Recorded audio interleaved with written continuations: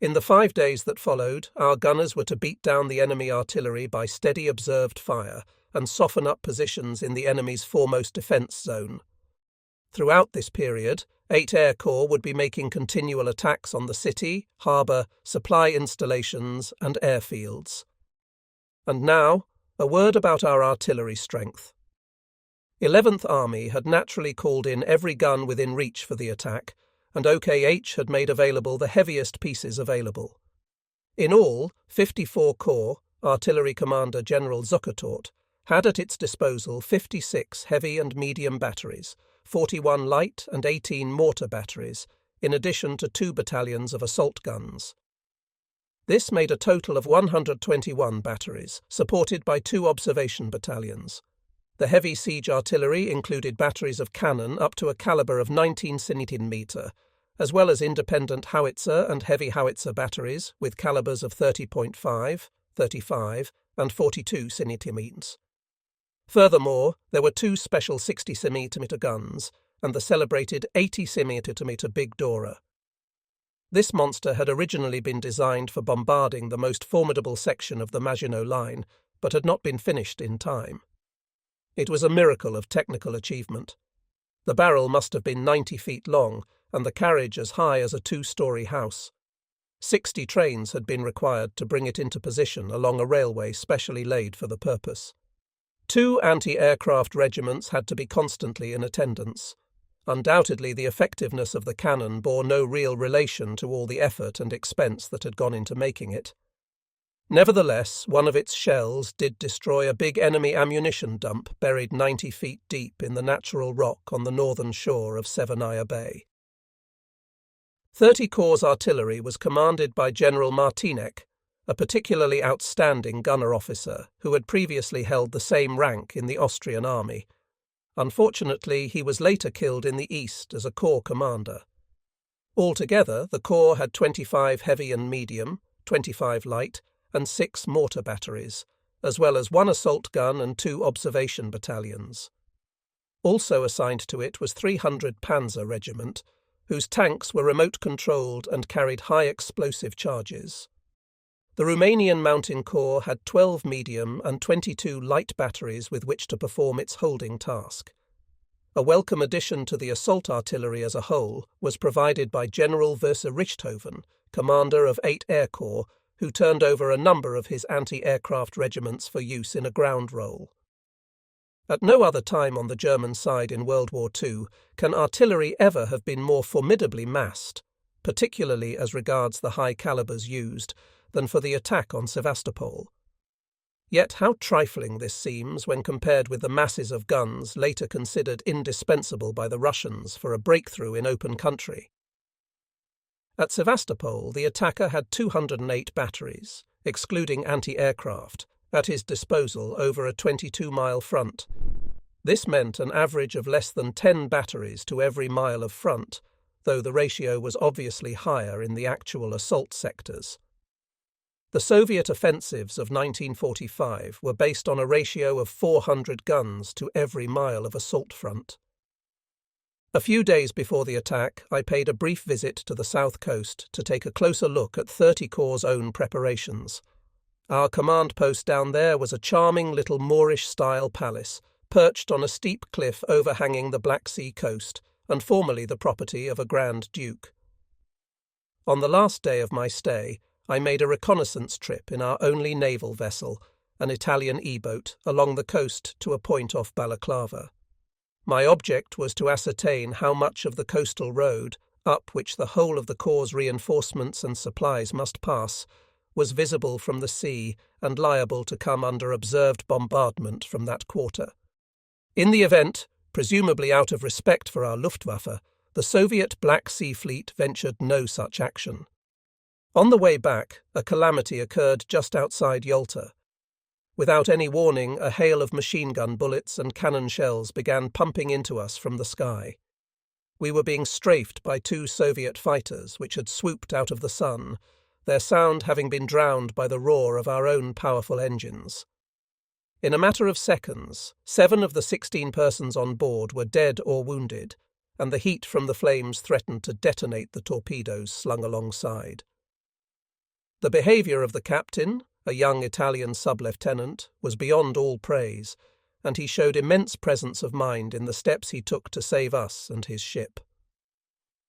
Disregarding the danger of mines, Peppo, my ADC, dived into the water and swam to the nearby shore, where, still stark naked, he stopped a passing truck. With this, he dashed into Yalta and got the help of a Croatian motorboat to tow us into harbour. It was a dismal journey. One Italian petty officer was dead and 3 sailors wounded. Captain V. Weddell, the port commandant of Yalta, had also been killed. But at my feet, severely wounded in the thigh, lay the truest comrade of all, my driver, Fritz Nagel. The Italian sub-lieutenant tore off his own shirt to use it as a makeshift bandage, but it was almost impossible to staunch the flow of blood from the artery. Fritz Nagel came from Karlsruhe and had been my driver since 1938. We had seen and lived through so very much together, and he had already been wounded at my side once before during our time with 56 Panzer Corps. Throughout the years he had been a devoted comrade, and in time had become a real friend to me. He had fine, frank brown eyes, and not a trace of servility in his make-up. Sportsmanlike and thoroughly decent by nature, he was a keen, cheerful soldier who had won the hearts of comrades and superiors alike. As soon as we touched land, I took him straight to the field hospital. An operation was attempted, but he had already lost too much blood, and the same night his young light went out. We buried him alongside all our other German and Italian comrades in the Yalta cemetery high above the sea, perhaps one of the most lovely spots on the whole of that glorious coastline. I sent Fritz Nagel's parents a copy of the words I spoke at his graveside. But war waits for no man, not even for his thoughts. A few days later, 11th Army's tactical headquarters, reduced to a bare minimum of personnel, set up a command post on the Sevastopol front at Yukari Korales, a Tatar village nestling in a narrow valley among the cliffs. The Russians must have known that a command staff with its own signals section had moved in there, for every evening their duty pilot flew over in an old Rata, known to the troops as a sewing machine, to drop a stick of bombs, fortunately, without ever doing the slightest damage. On a cliff top above the village, in the Cherkess-Kerman mountains, where the Goths had once built their stronghold, we had established an observation post, and on the evening of 6th of June we went up to watch the infantry assault go in along the entire front next morning. It was here, in a small dugout adjoined by an observation trench equipped with stereo telescopes, that the Chief of Staff, the heads of the operations and intelligence branches, Peppo and I spent the still hours of the night before the storm. Once again it was Peppo who introduced a cheerful note into an otherwise pensive evening. It had been suggested that I should issue an order of the day to the troops pointing out the importance of the impending battle. Generally speaking, I am not in favour of exhortations of this kind. Quite apart from the fact that they seldom get past the battalion orderly rooms, our troops did not need reminding what was at stake. Since it was the usual thing to do on such occasions, however, I wrote out a few words on a sheet of paper and handed it to Peppo for transmission to all Corps headquarters. Shortly afterwards he returned to report, "Herr General Oberst, I've passed on the blurb." It was a cheeky thing to say, but he was only expressing the ordinary soldier's view of such proclamations, and we all had a good laugh over it. On the morning of 7th June, as dawn turned the eastern sky to gold and swept the shadows from the valleys, our artillery opened up in its full fury by way of a prelude to the infantry assault. Simultaneously, the squadrons of the Luftwaffe hurtled down onto their allotted targets. The scene before us was indescribable, since it was unique in modern warfare for the leader of an army to command a view of his entire battlefield. To the northwest, the eye could range from the woodlands that hid the fierce battles of 54 Corps' left wing, from view right over to the heights south of the Belbek Valley, for which we were to fight so bitterly. Looking due west, one could see the heights of Gaetani, and behind them, in the far distance, the shimmer of Severnaya Bay, where it joined the Black Sea. Even the spurs of the Chersonis Peninsula, on which we were to find vestiges of Hellenic culture, were visible in clear weather. To the southwest there towered the menacing heights of Zapun and the rugged cliffs of the coastal range. At night, within the wide circumference of the fortress, one saw the flashes of enemy gunfire, and by day the clouds of rock and dust cast up by the bursts of our heavy shells and the bombs dropped by German aircraft. It was indeed a fantastic setting for such a gigantic spectacle. At Sevastopol there was something more than an attacking army confronted by an adversary who was at least its numerical equal, something more than artillery and aircraft of the most modern design pounding away at fortifications embedded in steel, concrete and granite. Sevastopol was also the spirit of the German soldier. All his courage, initiative and self-sacrifice contending with the dogged resistance of an opponent whose natural elements were the advantage of terrain and the tenacity and steadfastness of the Russian soldier reinforced by the iron compulsion of the Soviet system. It is impossible to depict this struggle which was to go on for a round month in the most scorching heat, even early morning temperatures being as much as 106 degrees, in terms that would do justice to the feat of either attacker or defender. What our troops achieved in this battle would be worthy of an epic, but there is only space here for a brief account of a contest that must be almost unparalleled in its severity. On its right wing, 54 Corps had directed 132 Division to launch a frontal attack across the Belbek Valley towards the commanding heights to the south of it, leaving out the enemy bridgehead of Lubyamovka. To the left of it, 22 Infantry Division had the task of opening the way across the valley for 132 Division by thrusting south of the Belbek from the east over the Kamishli Gully. To the left of that, the 50th Infantry Division, attacking through the locality of Kamishli, was to join this thrust in a southwesterly direction.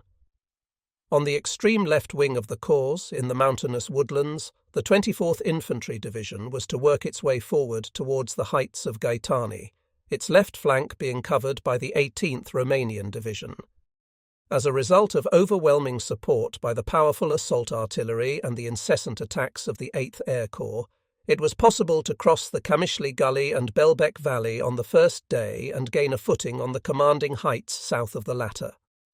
Down in the south, 30 Corps' first job was to gain possession of the jumping-off positions for its own follow-up attack on both sides of the highway to Sevastopol, which was not to be launched until some days later. The second phase of the offensive, lasting up to June 17th, was marked on both fronts by a bitter struggle for every foot of ground, every pillbox, and every trench. Time and again the Russians tried to win back what they had lost by launching violent counterattacks. In their big strong points, and in the smaller pillboxes too, they often fought till the last man and the last round. While the main burden of these battles was borne by the infantry and engineers, the advanced observation posts of our artillery still deserve special mention, since it was chiefly they who had to direct the fire which made it possible to take individual strong points and pillboxes. They, together with the assault guns, were the infantry's best helpmates. On June 13th, the valiant 16th Infantry Regiment of 22nd Division, led by Colonel Choltitz, succeeded in taking Fort Stalin, before which its attack had come to a standstill the previous winter. The spirit of our infantry was typified by one wounded man of this regiment, who, pointing to his smashed arm and bandaged head, was heard to cry, "I can take this lot now we've got the Stalin." By June 17th, it had been possible, though at the cost of heavy losses, to drive a deep wedge into the fortified zone in the north. The positions of the second defence line, Cheka, GPU, Siberia, and Volga, were in our hands. By the same date, 30 Corps was likewise able to drive a wedge into the advanced defence zones in front of the Zapun positions. In the course of heavy fighting, the fortified strongpoints of North Nose, Chapel Mount, and Ruin Hill fell to 72 Division, while 170 Division took Kamari. To the north of the corps, after a series of fruitless charges, 1st Romanian Mountain Division finally won the Sugarloaf. 28 Light Division, on the other hand, was advancing only very slowly over the rugged cliffs of the coastal range, Rose Hill and Vermilion Bay and II, since the only mode of action to adopt in that maze of clefts and chasms was to leapfrog raiding parties from one point to the next, a process which entailed considerable losses.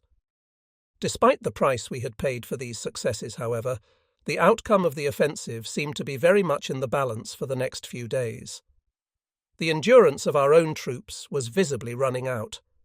In the case of 54 Corps, it was found necessary to take 132 Division temporarily out of the line in order to exchange its sorely tried regiments for those of 46 Division in the Kerch Peninsula. Its place was taken by 24 Division, which had to be released from the left wing of the Corps for this purpose. At the very same time, 11th Army found itself under pressure from OKH to release 8 Air Corps for the Ukraine offensive unless any prospect could be offered of Sevastopol's early fall. We, for our own part, insisted that the attack must at all costs go on until final success was achieved, which in turn depended on the continued presence of 8 Air Corps. In the end, our view prevailed.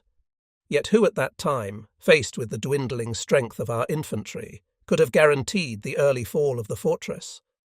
Realizing that the strength of our own troops might give out prematurely, 11th Army asked to be supplied with 3 extra infantry regiments, a request which OKH duly approved.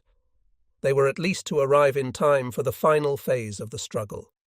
In the existing situation, it was found expedient in the case of both assaulting corps to take advantage of an attacker's ability to switch the direction or main effort of his assault as he pleases, and thereby to take the enemy by surprise.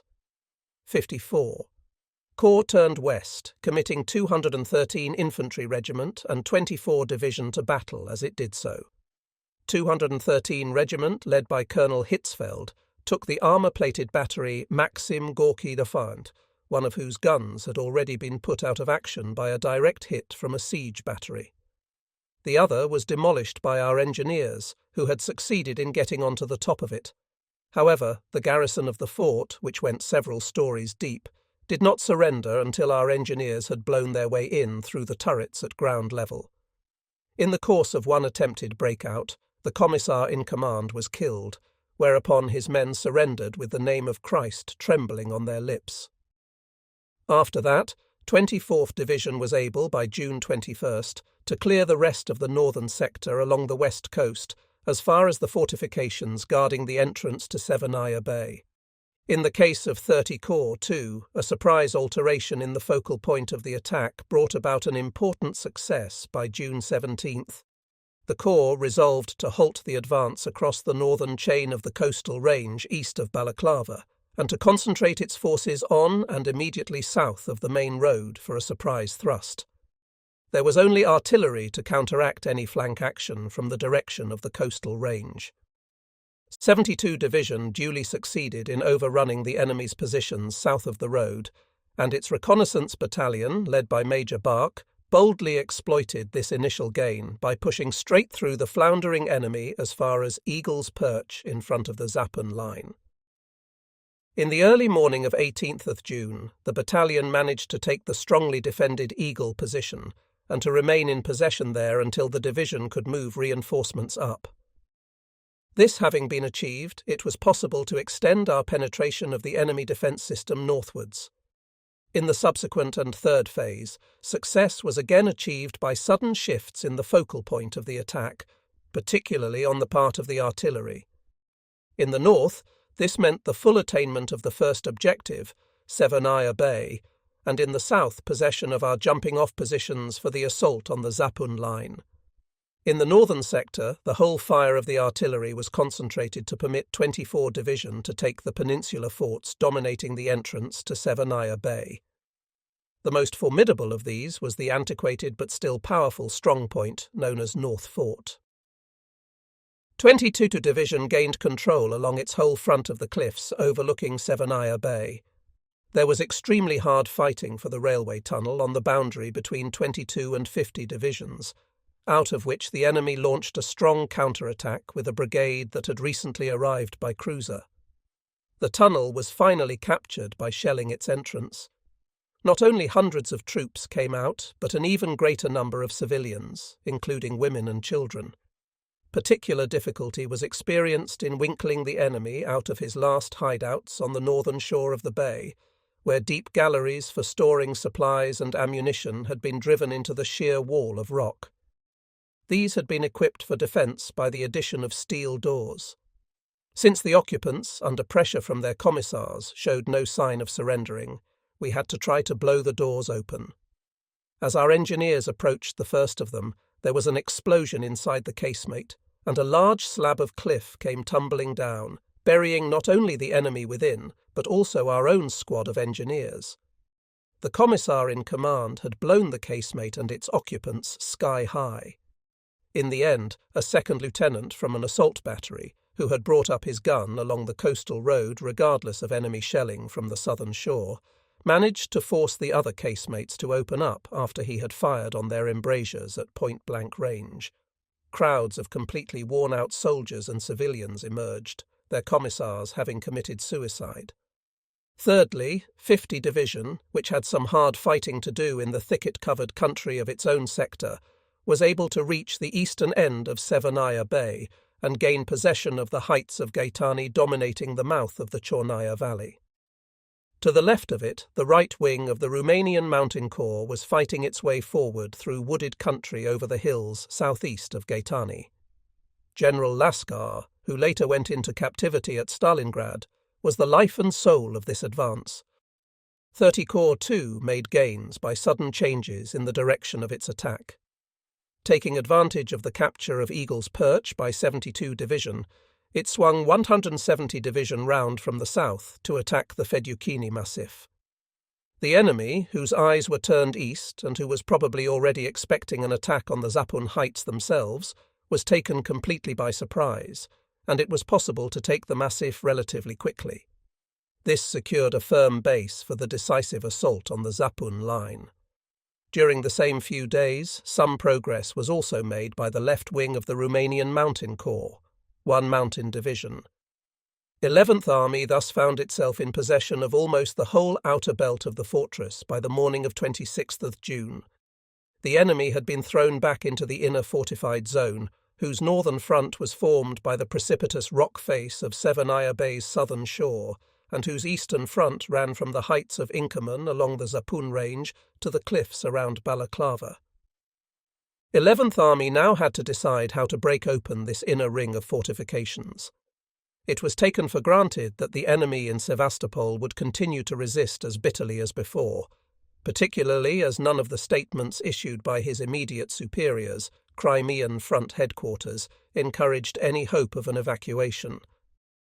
On the other hand, the fact had to be faced that though the enemy's reserves might be largely expended, the offensive capacity of the German regiments was also virtually at an end.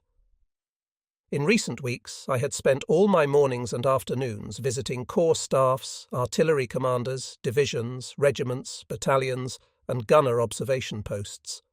I was only too well aware of the state of our units.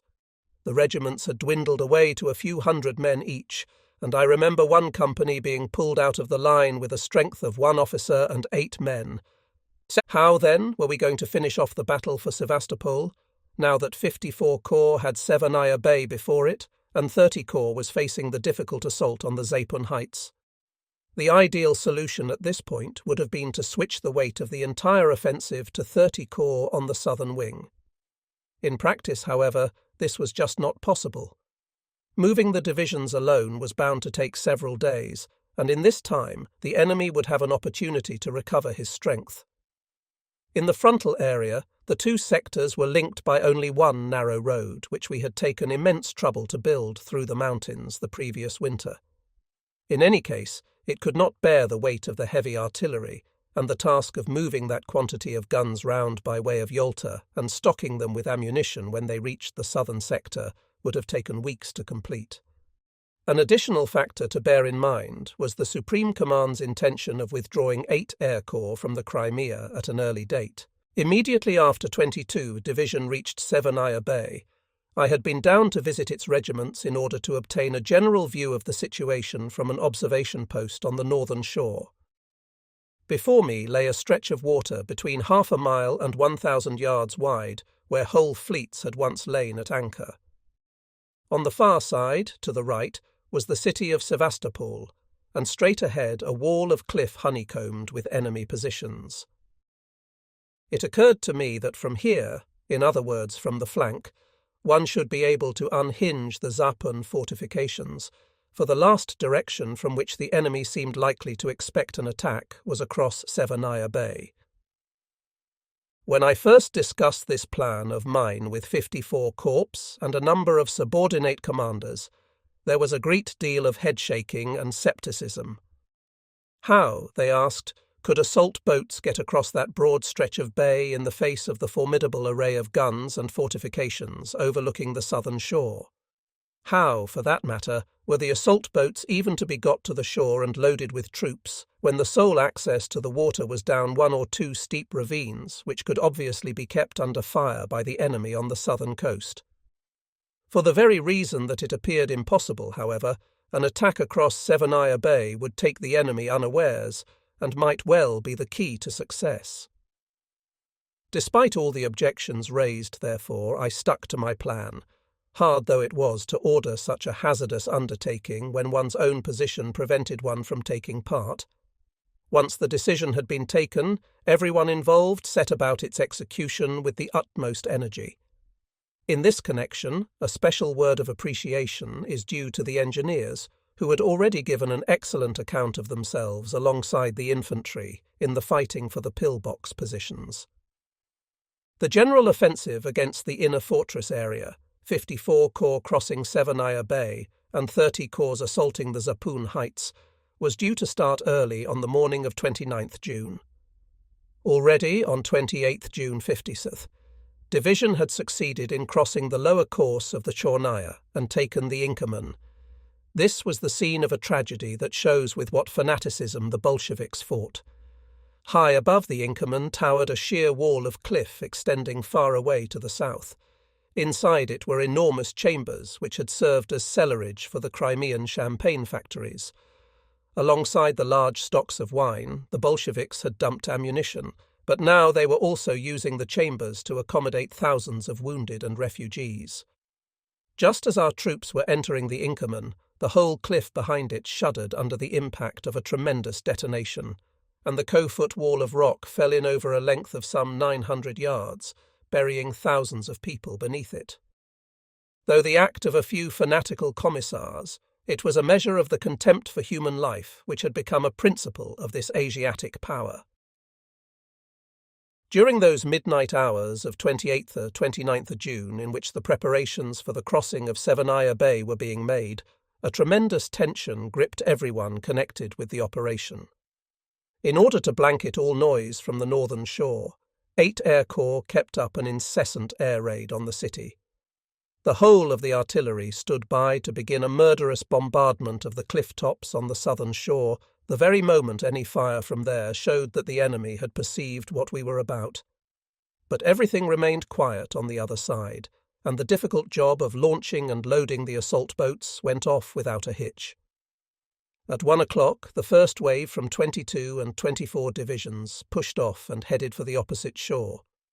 The crossing, which obviously took the enemy absolutely by surprise, turned out a complete success, for by the time the enemy defences on the cliffside went into action, our sturdy grenadiers had gained a firm footing on the shore below.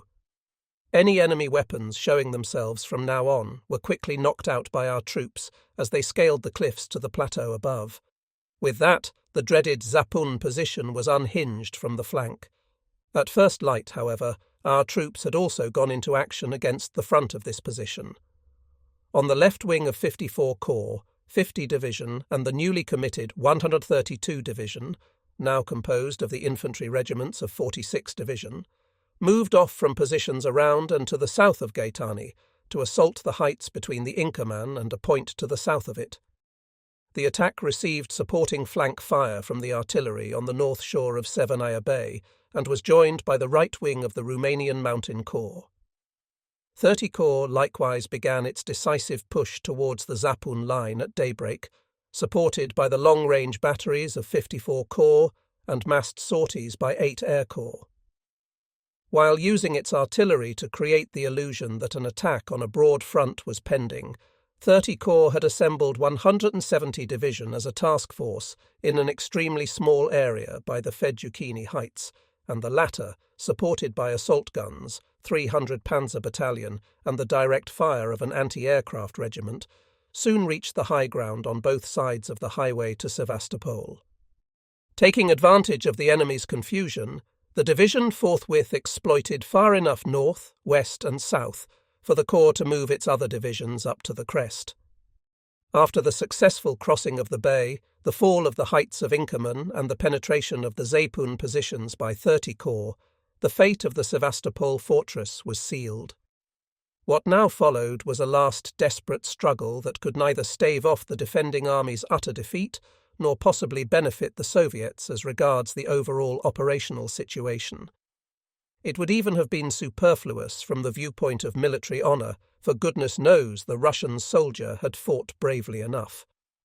But the political system demanded that the futile struggle should go on. Now that they had captured the cliffs on the south shore of the bay, the divisions of 54 Corps which had carried out the crossing were already inside the wide outer ring of positions which encompassed the city. So while elements of the Corps mopped up this ring in a southerly direction, the main body was able to turn west and deal with the peripheral fortifications and the city itself. With the fall of the famous Fort Malakoff, that bulwark which had cost so much blood in the Crimean War, the Corps was into the defences of Sevastopol proper. Meanwhile, before 29th of June was out, the 2 rear divisions of 30 Corps, which had had the task of simulating a broad frontal attack, 28 Light Division and 72 Division, were pushed smartly through behind 170 Division. Once they had reached the Zapun positions already taken by the latter, they were made to fan out to capture the Chersonese peninsula. 28. Light Division broke through the outer ring of fortifications southeast of Sevastopol by taking the English cemetery. The Russians had developed this into a main strong point of their outer ring of fortifications, and the marble monuments once erected to British soldiers were now in ruins. The new dead of this battle were lying over graves torn open by shelling. Then the division thrust south of the city to take it from the west in case it should be defended, or alternatively to head off an enemy breakout. 170 Division's goal was the lighthouse on the extreme western tip of the Chersonese peninsula, the spot from which Iphigenia may have gazed, soulfully seeking the Grecian land. On 72nd Division devolved the task of thrusting along the south coast. Rolling up the Zapun positions in a southward direction, it first took the dominant Windmill Hill and thereby secured the main road to Sevastopol for the use of the Corps. It was followed by 4 Romanian Mountain Division, which set about flushing the defence system round Balaclava from the rear, taking 10,000 prisoners in the process. After our experience of Soviet methods to date, we were bound to assume that the enemy would make a last stand behind Sevastopol's perimeter defences and finally in the city itself. An order from Stalin had been repeatedly wireless to the defenders to hold out to the last man and the last round, and we knew that every member of the civil population capable of bearing arms had been mustered. Our headquarters would have been neglectful of its duty to the soldiers of 11th Army had it failed to take account of this possibility. A battle within the city would cause more heavy losses to the attacker. In order to obviate them, we directed the artillery and 8 Air Corps to go into action once more before the divisions resumed their assault. The enemy was to be shown that he could not expect to extract a further toll of blood from us in house-to-house fighting. And so 1st July began with a massed bombardment of the perimeter fortifications and the enemy's strongpoints in the interior of the city. Before long, our reconnaissance aircraft reported that no further serious resistance need be anticipated. The shelling was stopped and the divisions moved in. It seemed probable that the enemy had pulled the bulk of his forces out to the west the previous night. but the struggle was still not over. Although the Soviet Coast Army had given up the city, it had only done so in order to offer further resistance from behind the defences which sealed off the Chersonese peninsula, either in pursuance of Stalin's backs-to-the-wall order, or else in the hope of still getting part of the army evacuated by Red Fleet vessels at night from the deep inlets west of Sevastopol. As it turned out, only very few of the top commanders and commissars were fetched away by motor torpedo boat, one of them being the army commander, General Petrov. When his successor tried to escape in the same way, he was intercepted by our Italian E-boat. Thus, the final battles on the Chersonese peninsula lasted up till 4th of July. While 72 Division captured the armour-plated fort of Maxim Gorky II, which was defended by several thousand men, the other divisions gradually pushed the enemy back towards the extreme tip of the peninsula. The Russians made repeated attempts to break through to the east by night, presumably in the hope of joining up with the partisans in the Yaila Mountains. Whole masses of them rushed at our lines, their arms linked to prevent anyone from hanging back. At their head, urging them on, there were often women and girls of the communist youth, themselves bearing arms. Inevitably, the losses which sallies of this kind entailed were extraordinarily high. In the end, the remnants of the coast army sought refuge in big caverns on the shore of the Chersonese peninsula, where they waited in vain to be evacuated. When they surrendered on 4th of July, 30,000 men emerged from this small tip of land alone. In all, the number of prisoners taken in the fortress was over 90,000, and the enemy's losses in killed amounted to many times our own. The amount of booty captured was so vast that it could not immediately be calculated. A naturally strong fortress, reinforced and consolidated in every conceivable way and defended by a whole army, had fallen. The army was annihilated and the entire Crimea now in German hands. At just the right time from the operational point of view, 11th Army had become free for use in the big German offensive on the southern wing of the Eastern Front. I had spent the evening of 1st July with my immediate staff in our command post, a little Tatar dwelling in Yukari Karales. The Soviet duty pilot, whose habit it had been to drop a few bombs in our valley around sundown, had not shown up. Our thoughts went back to the battles of recent months and the comrades who were no longer with us. And then, over the radio, came a triumphal fanfare heralding the special communiqué on the fall of Sevastopol. Shortly afterwards the following message came over the teleprinter. To the Commander-in-Chief of the Crimean Army, Colonel General V. Manstein, in grateful appreciation of your exceptionally meritorious services in the victorious battles of the Crimea, culminating in the annihilation of the enemy at Kerch and the conquest of the mighty fortress of Sevastopol, I hereby promote you Field Marshal. By your promotion and the creation of a commemorative shield to be worn by all ranks who took part in the Crimean campaign, I pay tribute before the whole German people to the heroic achievements of the troops fighting under your command. Divisions of 11th Army were recovering from the hardships of the recent fighting, and I was on leave in Romania. The various formation staffs were to work out plans for a crossing of the Straits of Kerch, preparatory to the army's joining in the big offensive, which had meanwhile been launched on the German southern wing. Throughout my leave I was kept posted on the preparations by the visits of my Chief of Operations, Colonel Buser. Unfortunately, all this planning proved quite fruitless. Hitler, as usual, was chasing after too many objectives at once, overrating the initial successes of the offensive. He gave up his original intention of including 11th Army in the operations. Upon returning to the Crimea on August 12th, I was disturbed to find a new directive from the Supreme Command awaiting me. The plan to take the army across the straits had been dropped and replaced by an operation involving only HQ 42 Corps, 46th Division, and certain Romanian forces. 11th Army itself was earmarked for the capture of Leningrad, for which the artillery used in the assault on Sevastopol was already en route. Unfortunately, 3 further divisions were detached from us. 50 Division was to remain in the Crimea. 22 Division, now converted back into an airborne division, was sent to Crete, where, though one of our best formations, it was to lie more or less idle for the rest of the war. Finally, when we were already on the move, 72 Division was diverted to Central Army Group to deal with a local crisis there. Thus, all that ultimately remained of 11th Army's original order of battle were HQs 54 and 30 Corps, 24, 132 and 170 infantry divisions and 28 light division. Irrespective of what the Supreme Command's motives may have been, this dismemberment of an army in which the same corps and divisions had worked together for so long was deplorable. Mutual acquaintanceship and the trust that comes from fighting hard battles together are factors of the utmost importance in war and should never be disregarded.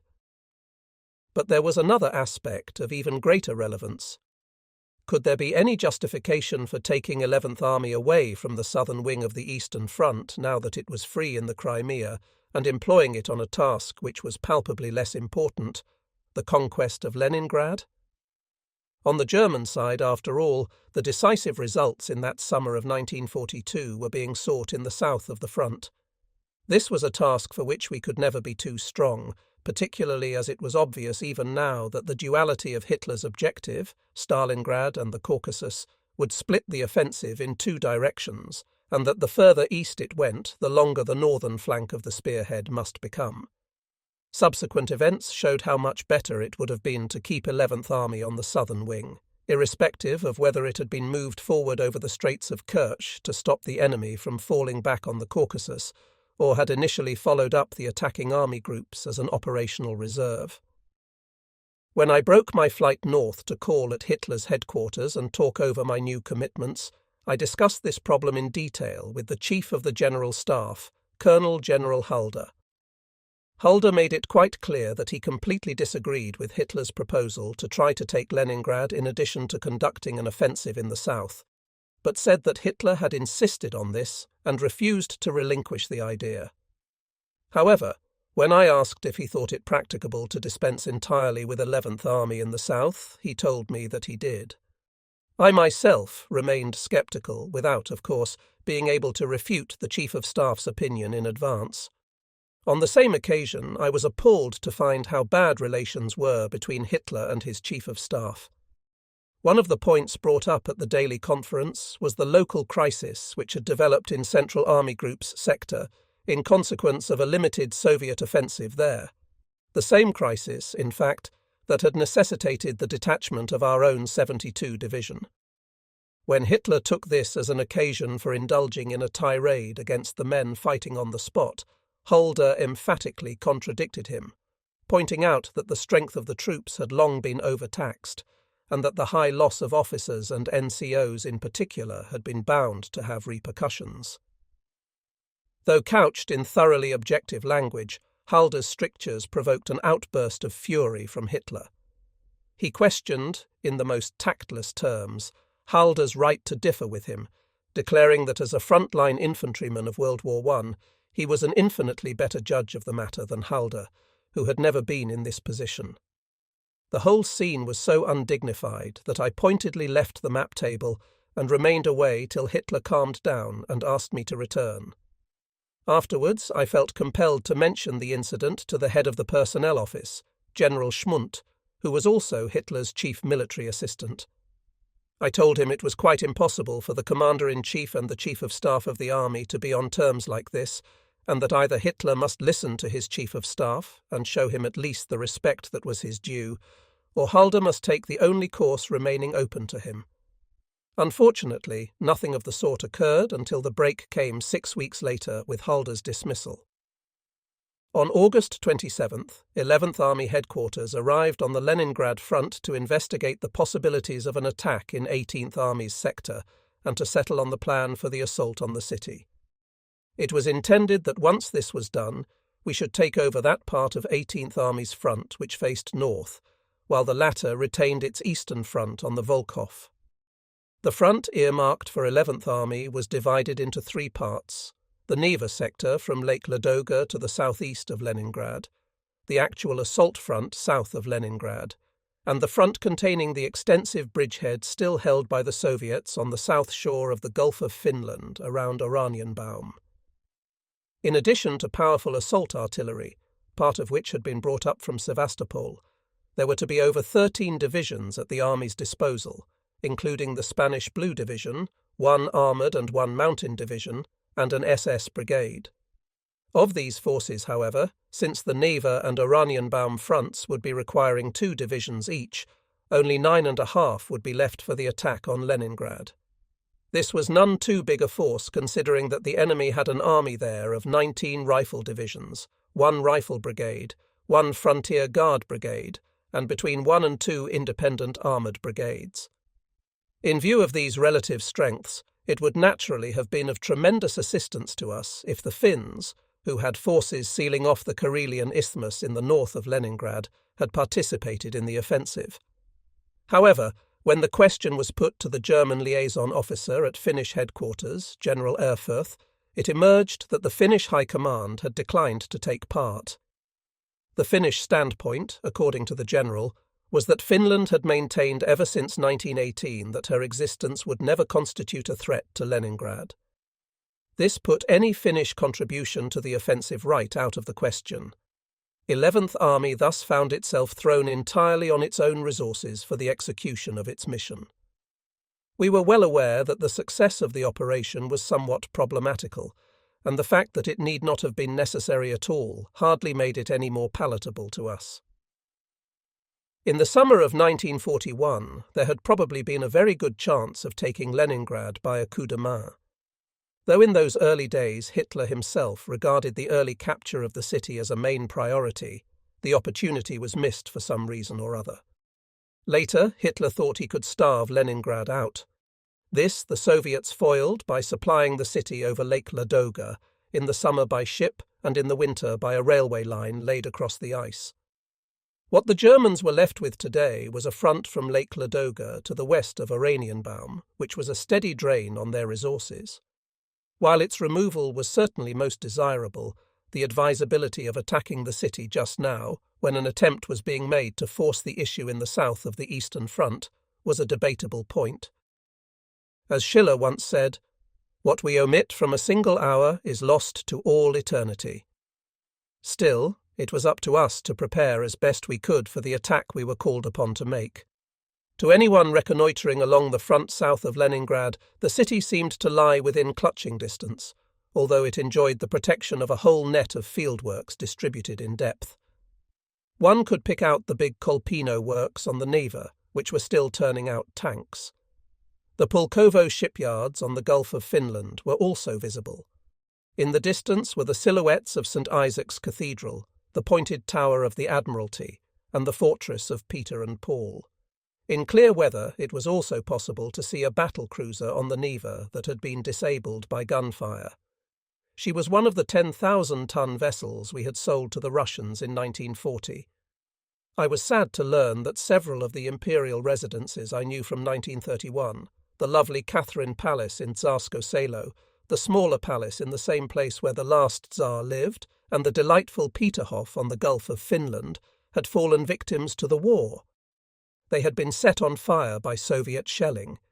We realized from our reconnaissance that 11th Army must on no account become involved in any fighting inside the built-up areas of Leningrad, where its strength would be rapidly expended. As for Hitler's belief that the city could be compelled to surrender through terror raids by 8 Air Corps, we had no more faith in this than had Colonel General Verser Richthofen, the force's own experienced commander. It was our intention, therefore, to begin by breaking through the front south of Leningrad with maximum artillery and air support, but not to carry the advance any further than the southern perimeter of the city. Thereupon, 2 corps would turn east and quickly cross the Neva southeast of the city to destroy the enemy forces between there and Lake Ladoga, cut the supply route across the lake, and isolate Leningrad from the east. Thereafter, it should be possible to bring about the rapid fall of the city, like Warsaw before it, without any heavy house-to-house fighting. Unfortunately, Schiller's dictum was soon to prove only too true. Quite naturally, the enemy had not failed to notice the German build-up in the Leningrad sector, and as early as 27th August he launched an attack against 11th Army's eastern front, forcing us to engage 170 Division just after its arrival. In the next few days, it became clear that the Soviets were conducting a powerful relief offensive with the aim of forestalling our own attack. On the afternoon of 4th September, I received a telephone call from Hitler in person. He told me it was essential that I intervene on the Volkhov front to prevent a disaster there. I was to assume command myself and restore the situation by offensive action. That very day, the enemy had effected a deep breakthrough over a wide stretch of 18th Army's slender front south of Lake Ladoga.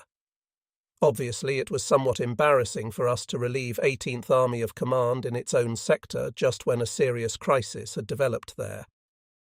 The headquarters staff had, quite understandably, been none too pleased to see us entrusted with so much as the attack on Leningrad. Even in the face of this open slight, however, it did everything possible to lighten our task in the absence of our own Q branch. Instead of the projected attack on Leningrad, a battle now developed south of Lake Ladoga. The enemy had succeeded in overrunning a 5-mile stretch of 18th Army's front north of the railway line from Leningrad to the east, and in penetrating some 8 miles to a point above Mugar, through which the line passed. The first problem was to halt the enemy with what forces 11th Army had available. At the cost of some hard fighting, it was possible to do this in the next few days, and after assembling the rest of its divisions, which had arrived in the meantime, 11th Army was able to start its decisive counterattack. This was launched from the 2 still intact flanks in order to cut off the enemy spearhead at its root. The drive from the south was performed by 30 corps, comprising 24, 132 and 170 infantry divisions, and 3 mountain division. From the north came 26 corps, the formation originally responsible here, with 121 infantry division, 5 mountain division, and 28 light division under command. By 21st September, after heavy fighting, the enemy bulge had been tied off.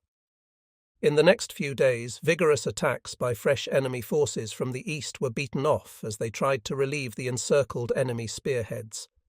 A similar attempt by the Leningrad Army, attacking with 8 divisions across the Neva and from the front south of Leningrad, was equally unsuccessful. At the same time, however, we had to dispose of the strong enemy forces still trapped between Gaitolovo and Muga. As usual, despite the hopelessness of his position and the utter futility, even from the viewpoint of operations as a whole, of continuing the struggle, the enemy had no thought of giving in.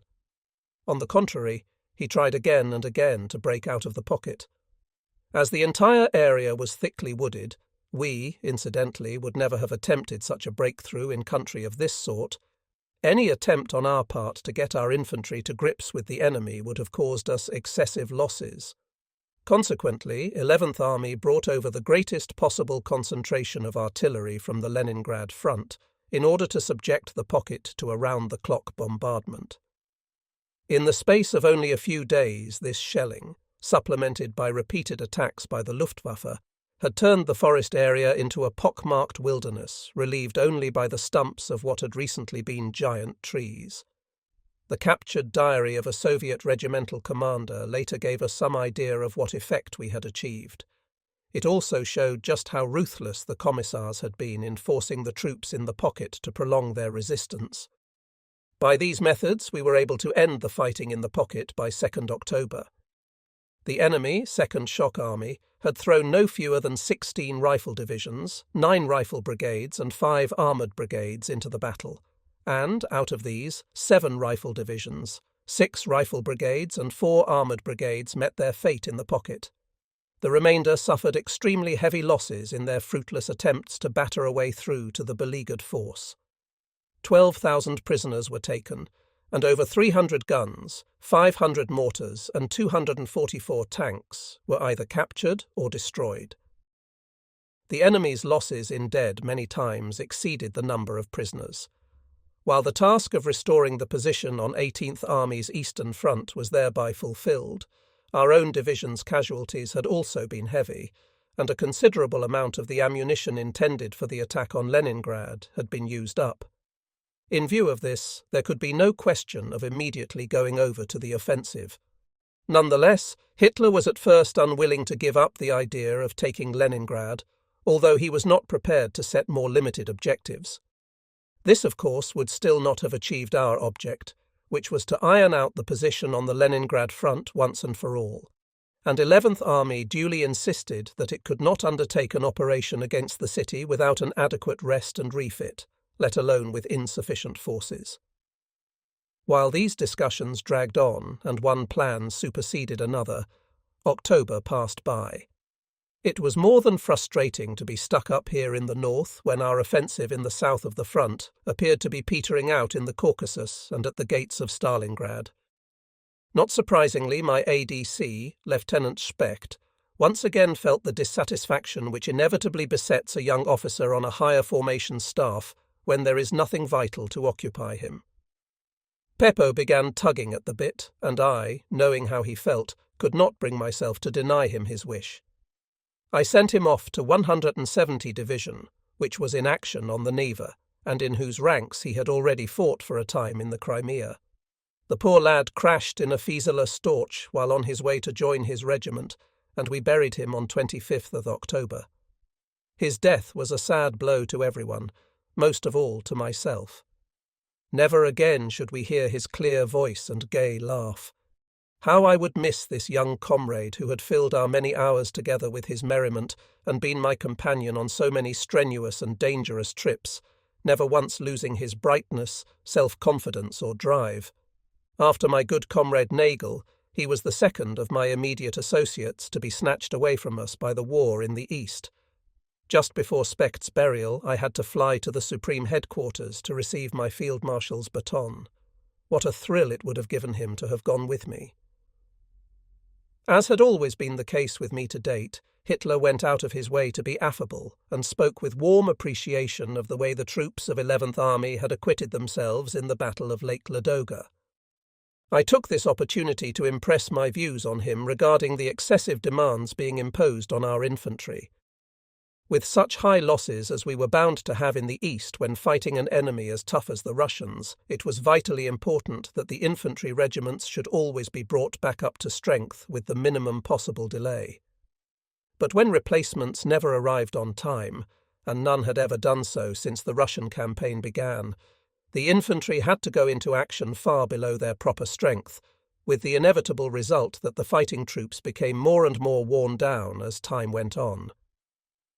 Now we were aware that the Luftwaffe, on instructions from Hitler, was in the process of setting up 22 so-called Luftwaffe field divisions, for which it was able to spare 170,000 men.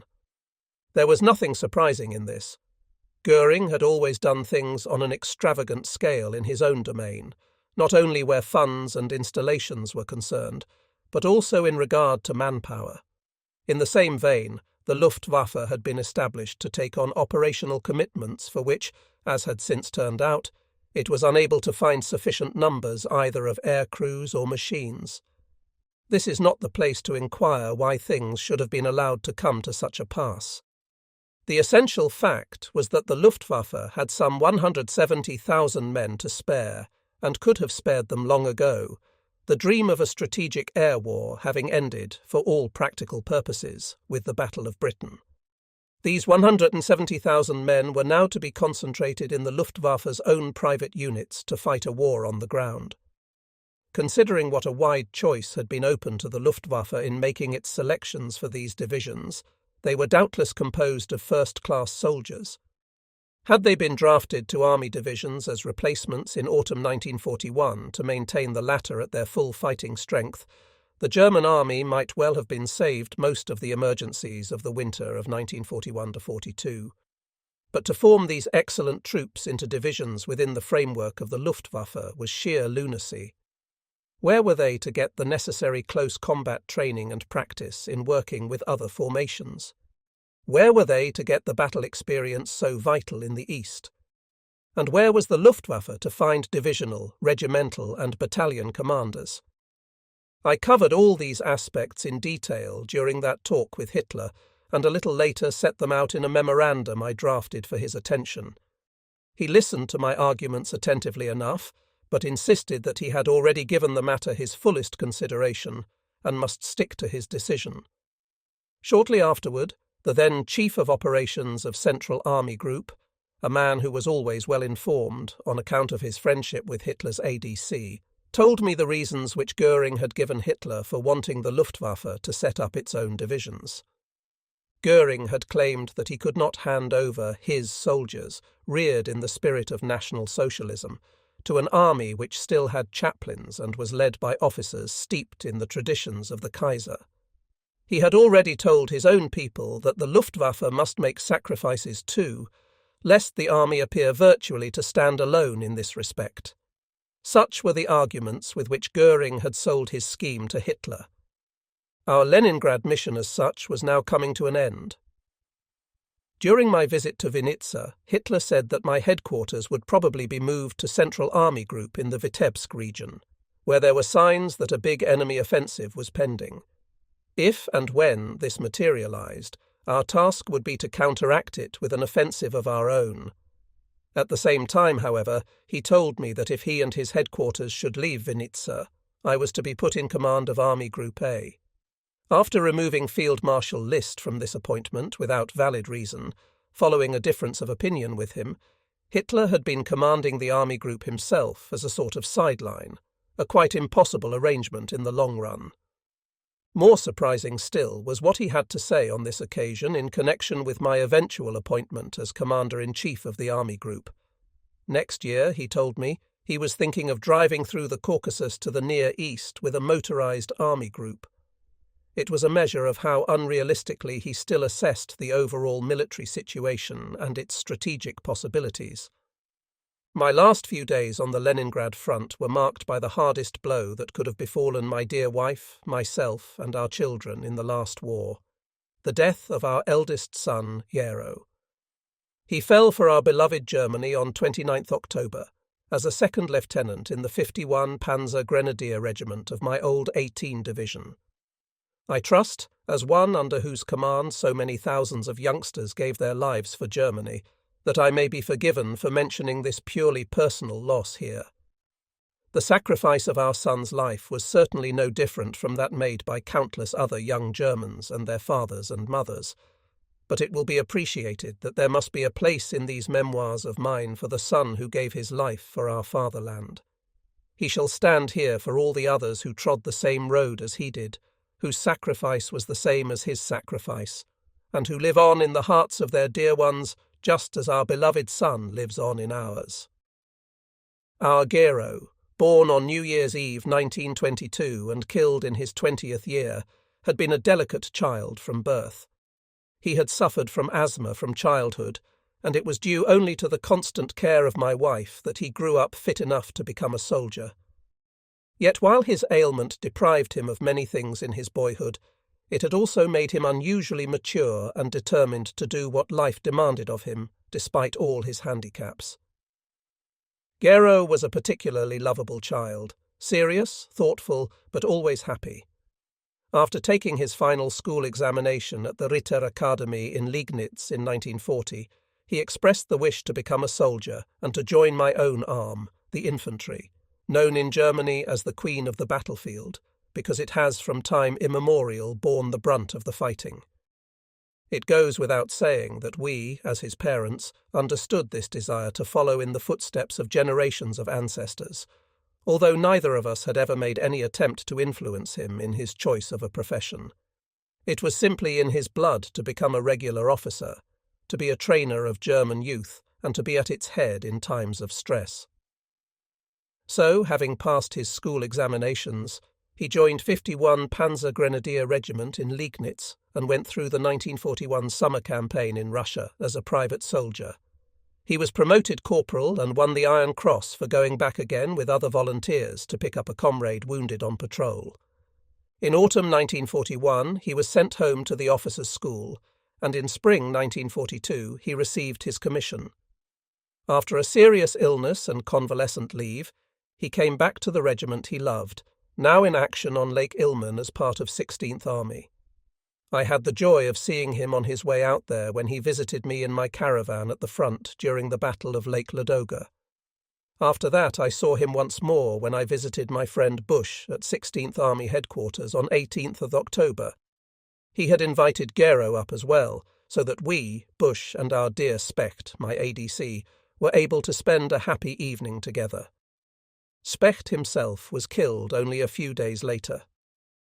Early on 30th of October 1942, after the morning situation reports had been handed in, my faithful Chief of Staff, General Schultz, the successor to Wöhler, brought me the news that our son Gero had been killed by a Russian bomb the previous night. As assistant adjutant of his battalion, he had been on his way out to the front line to convey an order to a platoon commander. We buried the dear boy on the shores of Lake Ilmen the following day. The Padre of 18 Panzer Grenadier Division, Pastor Kruger, began his oration with the words, "A lieutenant of the infantry." Our son would not have wished it otherwise. After the funeral, I flew home for a few days to be with my dear wife, for whom this boy had throughout the years been a special object of care and devotion. He had given us nothing but joy, for all the anxiety he had caused us by the ailment he had fought so bravely.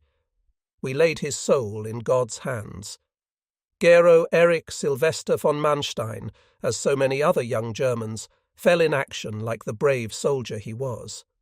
The officer's calling was his mission in life, and he fulfilled it with a maturity rare in one so young. If one can speak of a young aristocrat in this sense, then he was one indeed. Not merely in outward appearance, he was tall, slim, and fine-limbed, with long, noble features, but most of all in character and outlook. There was not a single flaw in this boy's make-up. Modest, kind, ever eager to help others, at once serious-minded and cheerful, he had no thought for himself, but knew only comradeship and charity. His mind and spirit were perpetually open to all that is fine and good. It was his heritage to come of a long line of soldiers, but by the very fact of being an ardent German soldier, he was at once a gentleman in the truest sense of the word, a gentleman and a Christian. Whilst I was in Liegnitz after Gero's burial, 11th Army Headquarters was moved from Leningrad to Central Army Group's sector in the area of Vitebsk. There is nothing of importance to tell regarding the few weeks it spent there. Before any steps could be taken to use us in counteracting the anticipated offensive, events in the south of the Eastern Front led to our being given a new role.